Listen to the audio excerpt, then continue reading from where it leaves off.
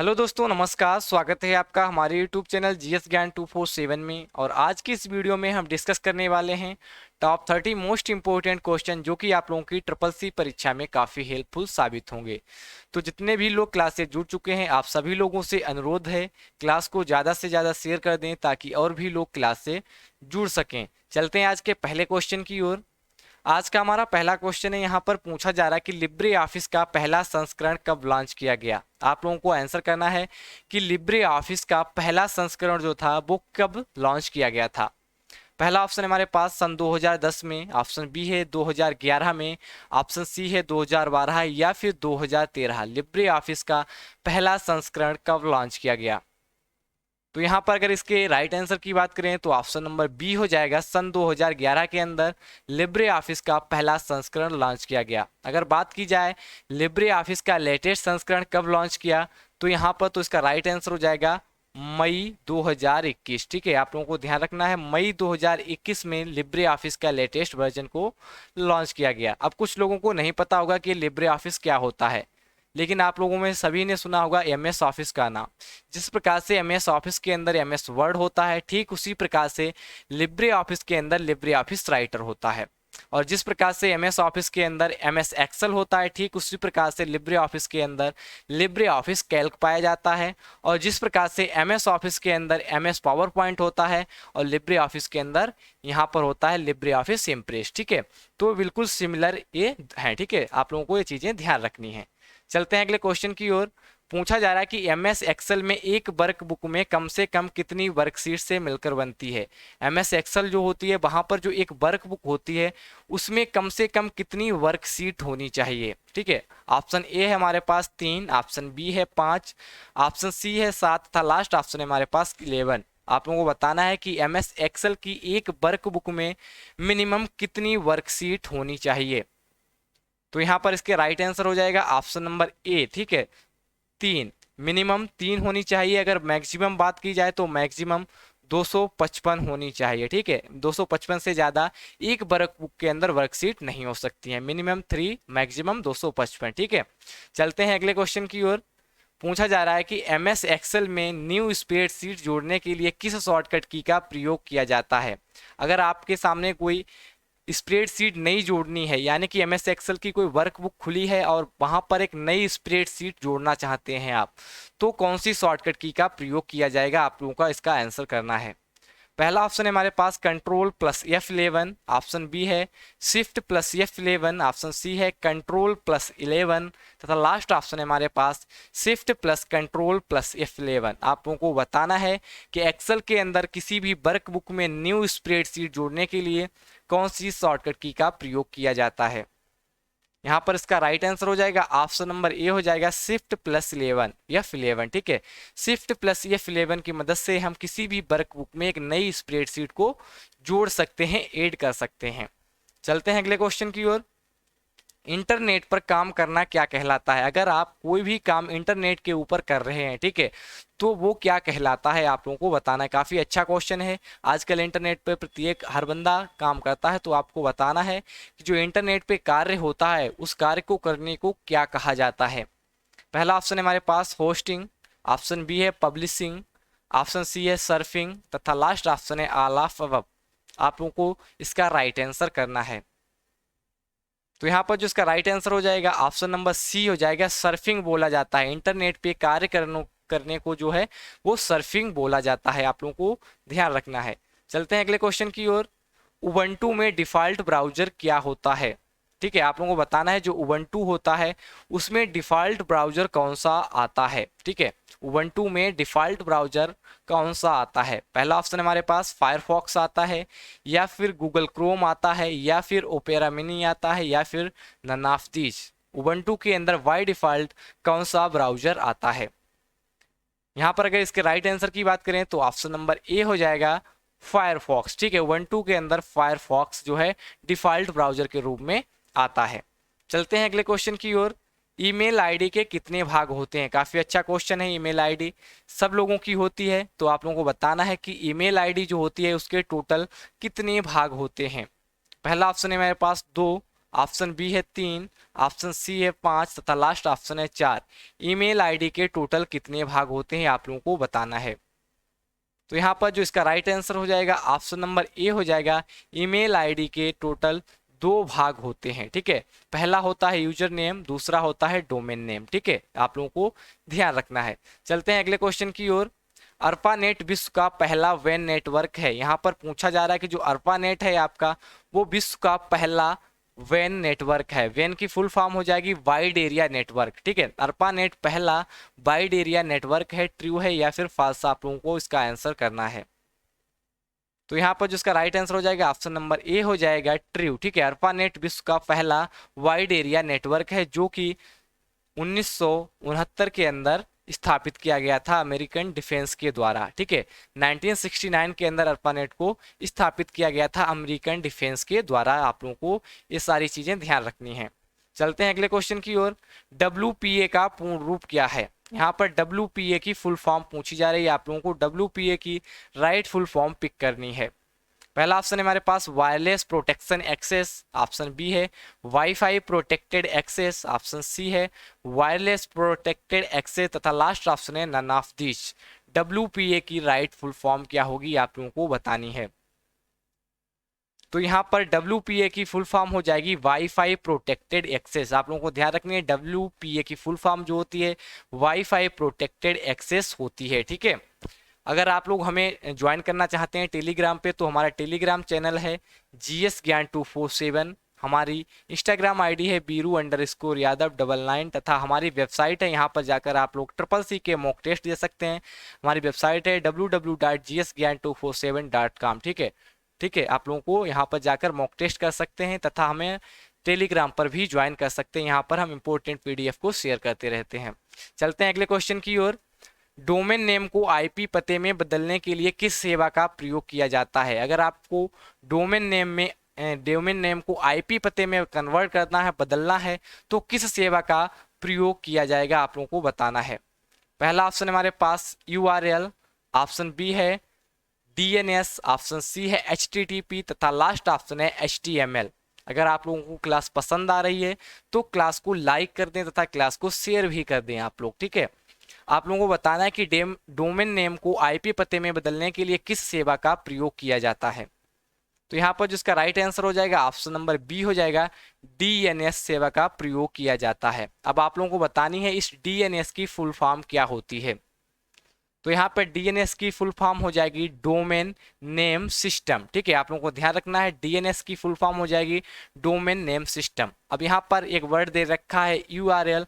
अगर इसकी full form की बात की जाए तो इसकी फुल फॉर्म हो जाएगी यूनिफॉर्म रिसोर्स लोकेटर, ठीक है। यूनिफॉर्म रिसोर्स लोकेटर होती है URL की फुल फॉर्म। वहीं पर अगर बात की जाए HTTP की, तो HTTP की फुल फॉर्म हो जाएगी हाइपर टेक्स्ट ट्रांसफर प्रोटोकॉल। वहीं पर HTML की फुल फॉर्म हो जाएगी हाइपर टेक्स्ट मार्कअप लैंग्वेज। यहाँ पर सारी फुल फॉर्म जो है आप लोग अपने नोटबुक में नोट करते रहें। जितने भी एक्स्ट्रा पॉइंट हम डिस्कस करते हैं वो सारे के सारे आप लोग नोटबुक में नोट करते रहें, क्योंकि ये एग्जाम पॉइंट ऑफ व्यू से काफ़ी इंपॉर्टेंट होते हैं। चलते हैं अगले क्वेश्चन की ओर। POP3 प्रोटोकॉल किस पोर्ट नंबर का उपयोग करता है? जो आपका POP3 प्रोटोकॉल होता है वो किस पोर्ट नंबर का प्रयोग करता है आप लोगों को बताना है। पहला ऑप्शन है 60, ऑप्शन बी है 110, ऑप्शन सी है 25, ऑप्शन डी है 143 यानी कि 143। आप लोगों को बताना है POP3 प्रोटोकॉल जो है वो किस पोर्ट नंबर का प्रयोग करता है, आप लोगों को बताना है। तो यहाँ पर इसके राइट आंसर की बात करें तो इसका राइट आंसर हो जाएगा ऑप्शन नंबर बी 110, ठीक है। 110 पोर्ट नंबर का प्रयोग करता है। बात की जाए अगर POP3 की फुल फॉर्म की तो होती है पोस्ट ऑफिस प्रोटोकॉल, ठीक है। Post office protocol. चलते हैं अगले क्वेश्चन की ओर। स्नैपचैट को कब लॉन्च किया गया? आप लोगों को बताना है जो स्नैपचैट है उसको किस सन में लॉन्च किया गया। यहाँ पर राइट आंसर इसका करना है कि स्नैपचैट को किस सन में लॉन्च किया गया था। पहला ऑप्शन है हमारे पास 2010, ऑप्शन बी है 2011, ऑप्शन सी है 2012 तथा लास्ट ऑप्शन है हमारे पास 2015। आप लोगों को बताना है कि स्नैपचैट को किस वर्ष लॉन्च किया गया था। तो यहाँ पर इसका जो राइट आंसर हो जाएगा ऑप्शन नंबर बी हो जाएगा सन 2011 में स्नैपचैट को लॉन्च किया गया था। चलते हैं अगले क्वेश्चन की ओर। PNG क्या दर्शाता है? आप लोगों को बताना है कि पीएनजी की फुल फॉर्म क्या होती है। यहाँ पर क्वेश्चन का मतलब है पीएनजी की फुल फॉर्म क्या होती है। तो पहला ऑप्शन हमारे पास portable net graphics, option B है portable network graphics, option C है पोर्टेबल नेटवर्क ग्रुप, तथा लास्ट ऑप्शन है नन ऑफ दीज। आप लोगों को बताना है कि पीएनजी की फुल फॉर्म क्या होती है। पीएनजी की फुल फॉर्म क्या होती है। तो यहाँ पर जो इसका राइट आंसर हो जाएगा ऑप्शन नंबर बी हो जाएगा पोर्टेबल नेटवर्क ग्राफिक्स। ठीक है, पोर्टेबल नेटवर्क ग्राफिक्स होती है आपकी पीएनजी की फुल फॉर्म। चलते हैं अगले क्वेश्चन की ओर। 13वां क्वेश्चन पूछा जा रहा है कि http://www.gsgyan247. ठीक है, निम्न में किसका एग्जाम्पल है। आप लोगों को बताना है जो यहाँ पर दे रखी है, ठीक है, ये किसका एग्जाम्पल है। पहला ऑप्शन है यूआरएल का एग्जाम्पल है, ऑप्शन बी है an access code, option C है प्रोटोकॉल है, या फिर ब्रॉडबैंड। आप लोगों को बताना है कि ये किसका एग्जाम्पल है।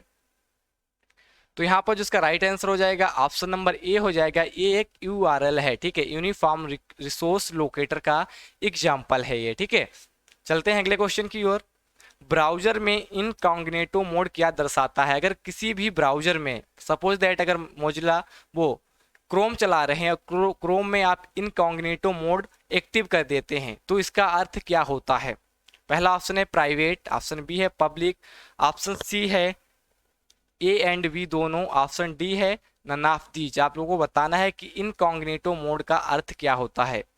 तो यहाँ पर जो इसका राइट आंसर हो जाएगा ऑप्शन नंबर ए हो जाएगा प्राइवेट। इनकॉग्निटो मोड का मतलब होता है प्राइवेट।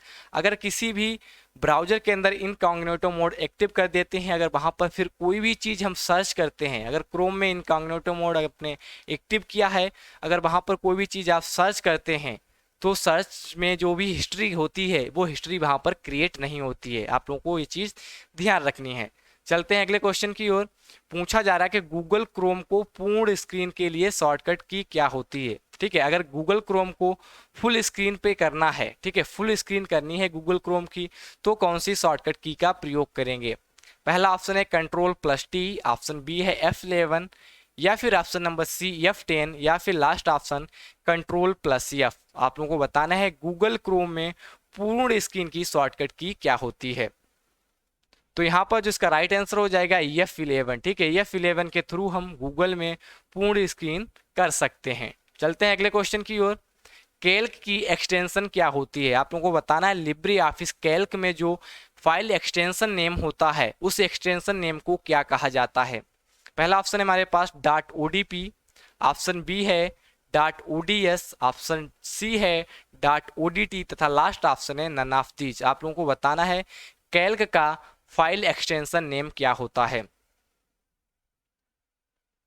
तो यहाँ पर इसका राइट आंसर हो जाएगा ऑप्शन नंबर बी .ods। ठीक है, .ods होता है कैल्क का एक्सटेंशन नेम। अगर बात की जाए ods की फुल फॉर्म की तो हो जाता है ओपन डॉक्यूमेंट्स स्प्रेडशीट। ठीक है, चलते हैं अगले क्वेश्चन की ओर। इक्वल टू प्रोडक्ट 60, -7 का परिणाम क्या होगा। न्यूमेरिकल क्वेश्चन है, आप लोगों को बताना है इसका परिणाम क्या होगा। पहला ऑप्शन है हमारे पास 900, ऑप्शन बी है 350, ऑप्शन सी है -420, तथा लास्ट ऑप्शन है इनमें से कोई नहीं। प्रोडक्ट 60, -7 का मान क्या होगा। यहाँ पर आप लोगों को बता दें जो प्रोडक्ट फार्मूला होता है वो कुछ नहीं होता है, केवल ब्रैकेट के अंदर की चीज़ की मल्टीप्लाई करा देता है। अगर हम यहाँ पर ब्रैकेट के अंदर की चीज़ की मल्टीप्लाई कराएंगे तो कितनी बार जाएगा, 6 सत्ते 42, 420, लेकिन यहाँ पर माइनस है तो इसके आगे माइनस लग जाएगा। तो यहाँ पर जो इसका राइट आंसर हो जाएगा ऑप्शन नंबर सी हो जाएगा -420 इक्वल टू प्रोडक्ट 60 - 7 का मान जो आएगा वो टोटल -420 आ जाएगा। चलते हैं अगले क्वेश्चन की ओर। भीम ऐप से एक दिन में कितना ट्रांजैक्शन कर सकते हैं। आपने भीम ऐप चलाया होगा तो आप लोगों को पता होगा कि भीम ऐप से प्रतिदिन कितना ट्रांजैक्शन कर सकते हैं। पहला ऑप्शन है हमारे पास 20,000, ऑप्शन बी है 40,000, ऑप्शन सी है 10,000, तथा लास्ट ऑप्शन है नन ऑफ दीज। भीम ऐप से एक दिन में कितना ट्रांजैक्शन कर सकते हैं, आप लोगों को इसका राइट आंसर करना है। तो यहाँ पर इसका राइट आंसर हो जाएगा ऑप्शन नंबर बी 40,000। ठीक है, 40,000 का ट्रांजैक्शन कर सकते हैं एक दिन में। अगर यहाँ पर पूछा जाए कि मैक्सिमम एक बार में कितना ट्रांजैक्शन कर सकते हैं तो मैक्सिमम एक बार में 40,000 ही ट्रांजैक्शन कर सकते हैं। ठीक है, एक दिन में भी 40,000 और मैक्सिमम करना है तो एक दिन में 40,000 कर सकते हैं एट ए टाइम। चलते हैं अगले क्वेश्चन की ओर। डिलीट किए गए मेल को रिकवर किया जा सकता है। अगर आप कोई भी मेल को डिलीट कर देते हैं, ठीक है, तो वो मेल आप कहाँ से रिकवर कर सकते हैं? ठीक है, पहला ऑप्शन है हमारे पास ट्रेस से, ऑप्शन बी है स्पैम से, ऑप्शन सी है जंक मेल से, ऑप्शन डी है बाउंस मेल से। डिलीट किया हुआ मेल आप कहाँ से रिकवर कर सकते हैं? काफी अच्छा क्वेश्चन है, आप लोगों को इसका राइट आंसर पिक करना है। तो यहाँ पर जो इसका राइट आंसर हो जाएगा ऑप्शन नंबर ए हो जाएगा, ट्रेस से आप जो है डिलीट किए हुए मेल को वापस रिकवर कर सकते हैं। ठीक है, चलते हैं अगले क्वेश्चन की ओर। यूपीआई पिन की अधिकतम लंबाई क्या होती है? आप लोगों को बताना है जो यूपीआई पिन होता है उसकी लेंथ कितनी होती है। यूपीआई पिन की कितनी लेंथ होती है, मैक्सिमम पूछी जा रही है, यहाँ पर अधिकतम पूछी जा रही है। तो यहाँ पर इसका राइट आंसर हो जाएगा ऑप्शन नंबर सी, 6। मैक्सिमम जो लेंथ होती है वो 6 होती है। कभी कभी पूछ लिया जाता है कि मिनिमम लेंथ क्या होती है, तो मिनिमम होती है 4। ठीक है, 6 से लेकर 4 के बीच में इसकी पिन की लंबाई हो सकती है, मैक्सिमम 6 तथा मिनिमम जो होती है वो 4 होती है। चलते हैं अगले क्वेश्चन की ओर। इक्वल टू सम 11, 2 का मान क्या होगा? ऑप्शन ए है हमारे पास 10, ऑप्शन बी है 13, ऑप्शन सी है 3 तथा लास्ट ऑप्शन है 25। आप लोगों को बताना है इक्वल टू सम 11, 2 का मान क्या होगा। तो यहाँ पर कुछ नहीं करना है, ब्रैकेट के अंदर की चीज को केवल और केवल क्या करना है, सम करना है। 11 और प्लस 2 को जब हम ऐड करेंगे तो आंसर आ जाएगा 13। तो यहाँ पर ऑप्शन नंबर बी जो है बिल्कुल राइट आंसर हो जाएगा। इसका राइट आंसर हो जाएगा ऑप्शन नंबर बी, 13 इसका हो जाएगा। चलते हैं अगले क्वेश्चन की ओर। सोचने, तर्क करने और सीखने में सक्षम कंप्यूटर प्रणाली की विशेषता को जाना जाता है। आप लोगों को बताना है कि जो ये प्रणाली है वो क्या कहलाती है, यानी कि जो सोचने या फिर तर्क करने या फिर सीखने की सक्षम कंप्यूटर की प्रणाली की व्यवस्था जो होती है वो किस नाम से जानी जाती है। यहाँ पर इसके पूछने का मतलब ये है। पहला ऑप्शन है हमारे पास मशीन इंटेलिजेंस, ऑप्शन बी है ह्यूमन इंटेलिजेंस, ऑप्शन सी है आर्टिफिशियल इंटेलिजेंस तथा लास्ट ऑप्शन है वर्चुअल इंटेलिजेंस। तो यहाँ पर इसका जो राइट आंसर हो जाएगा ऑप्शन नंबर सी हो जाएगा, आर्टिफिशियल इंटेलिजेंस इसी को बोला जाता है, जो कि आधुनिक रोबोट के अंदर प्रयोग किया जाता है तथा जो 5th जनरेशन के कंप्यूटर हैं वहां पर भी एआई का प्रयोग किया जाता है। 5th जनरेशन के कंप्यूटर में एआई का प्रयोग किया जाता है तथा जो रोबोट बनाए जाते हैं वहां पर भी आर्टिफिशियल इंटेलिजेंस का ही प्रयोग किया जाता है। चलते हैं अगले क्वेश्चन की ओर। किसी भी वेबसाइट को इंटरनेट पर उपलब्ध कराने को क्या कहा जाता है? अगर कोई भी आपके पास वेबसाइट है और उस वेबसाइट को आप इंटरनेट पे उपलब्ध कराना चाहते हैं तो इस प्रक्रिया को क्या कहा जाएगा, आप लोगों को बताना है। पहला ऑप्शन है सर्चिंग, ऑप्शन बी है वेब होस्टिंग, ऑप्शन सी है सर्फिंग तथा लास्ट ऑप्शन है इनमें से कोई नहीं। आप लोगों को इसका राइट आंसर पिक करना है। किसी भी वेबसाइट को इंटरनेट पे उपलब्ध करने की प्रक्रिया क्या कहलाती है? तो यहाँ पर जो इसका राइट आंसर हो जाएगा ऑप्शन नंबर बी हो जाएगा, वेब होस्टिंग। ठीक है, अगर कोई भी चीज इंटरनेट पे सर्च करते हैं तो उसको सर्चिंग कहा जाता है। सर्फिंग अभी आप लोगों को बताया था, इंटरनेट पे कार्य करने को ही हम सर्फिंग कहते हैं। चलते हैं अगले क्वेश्चन की ओर। इम्प्रेस में टेक्स्ट बॉक्स के लिए कौन सी शॉर्टकट की का प्रयोग किया जाता है? लिब्रे ऑफिस इम्प्रेस की बात की जा रही है। यहाँ पर पूछा जा रहा है कि लिब्रे ऑफिस इम्प्रेस में टेक्स्ट बॉक्स के लिए अगर वहाँ पर टेक्स्ट बॉक्स इंसर्ट करना है आपको, यानी कि कोई भी टेक्स्ट लिखना है तो किस शॉर्टकट की का प्रयोग करेंगे ताकि वहाँ पर टेक्स्ट बॉक्स जो है वो ओपन हो जाए। पहला ऑप्शन है F2, ऑप्शन बी है F3, ऑप्शन सी है कंट्रोल प्लस F3 तो लास्ट ऑप्शन है शिफ्ट प्लस F2। तो यहाँ पर जो इसका राइट आंसर हो जाएगा ऑप्शन नंबर ए हो जाएगा, F2 का प्रयोग करते हैं लिब्रे ऑफिस इम्प्रेस में टेक्स्ट बॉक्स को खोलने के लिए। ठीक है, चलते हैं अगले क्वेश्चन की ओर। बिना सब्जेक्ट लिखा गया मैसेज सेंड कर सकते हैं? ट्रू फॉल्स की फॉर्म में क्वेश्चन है, आप लोगों को पता होना चाहिए। अगर हम वहां पर कोई भी सब्जेक्ट नेम नहीं देते हैं तो जो हमारा मेल है वो सेंड होगा या फिर नहीं, आप लोगों को बताना है।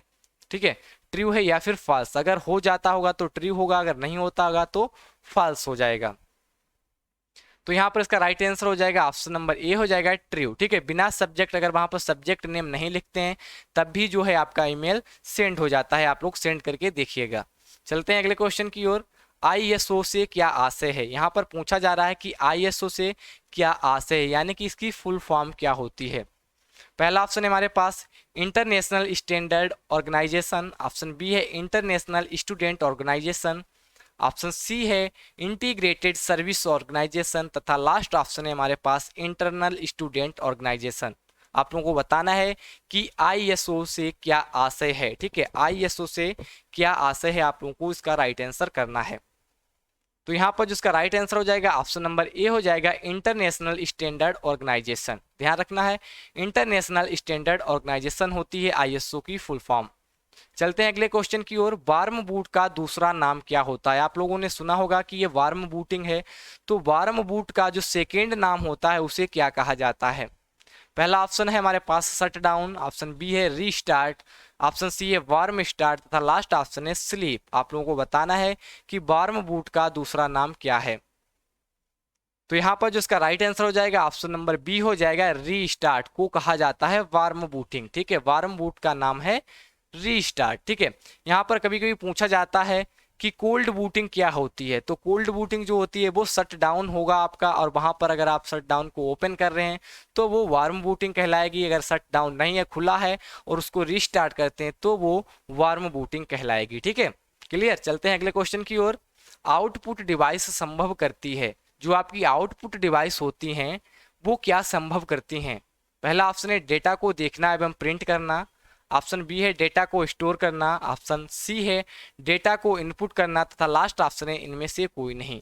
आउटपुट डिवाइस के थ्रू क्या संभव होता है, आप लोगों को बताना है। अगर ऑप्शन बी की बात करें तो डेटा स्टोर करने के लिए स्टोरेज की क्षमता होनी चाहिए। ठीक है, डेटा इनपुट करने के लिए इनपुट डिवाइस की होनी चाहिए, तथा इनमें से कोई तो हो नहीं सकता। तो यहाँ पर इसका जो राइट आंसर हो जाएगा ऑप्शन नंबर ए हो जाएगा, डेटा को देखा जा सकता है तथा डेटा को प्रिंट किया जा सकता है आउटपुट डिवाइस के थ्रू। जैसे कि मॉनिटर पे डेटा को देख सकते हैं, प्रिंटर से डेटा को हम प्रिंट कर सकते हैं। तो यहाँ पर देखना और प्रिंट करना संभव होता है आउटपुट डिवाइस के थ्रू। चलते हैं अगले क्वेश्चन की ओर। पूछा जा रहा है कि माइक्रोफोन कैसी डिवाइस है। जो आपकी माइक्रोफोन होती है, ठीक है, वो किस प्रकार की डिवाइस है। पहला ऑप्शन है इनपुट डिवाइस है, या फिर आउटपुट, या फिर स्टोरेज, या फिर नन ऑफ दीज। माइक्रोफोन किस प्रकार की डिवाइस है, आप लोगों को यहाँ पर राइट आंसर पिक करना है। तो यहाँ पर जो इसका राइट आंसर हो जाएगा ऑप्शन नंबर ए हो जाएगा इनपुट। जो आपकी माइक्रोफोन होती है वो एक इनपुट डिवाइस है, जैसे कि यहाँ पर लगी हुई है, तो एक इनपुट डिवाइस का यहाँ पर ये कार्य कर रही है। चलते हैं अगले क्वेश्चन की ओर। निम्न में से बीपीएन का पूरा नाम क्या है। आप लोगों को बताना है जो बीपीएन होता है उसकी फुल फॉर्म क्या होती है। पहला ऑप्शन है हमारे पास virtual public network, option C है virtual private network, option C है वर्चुअल प्राइमरी नेटवर्क, तथा लास्ट ऑप्शन है नन ऑफ दिस। बीपीएन की फुल फॉर्म आप लोगों को बतानी है।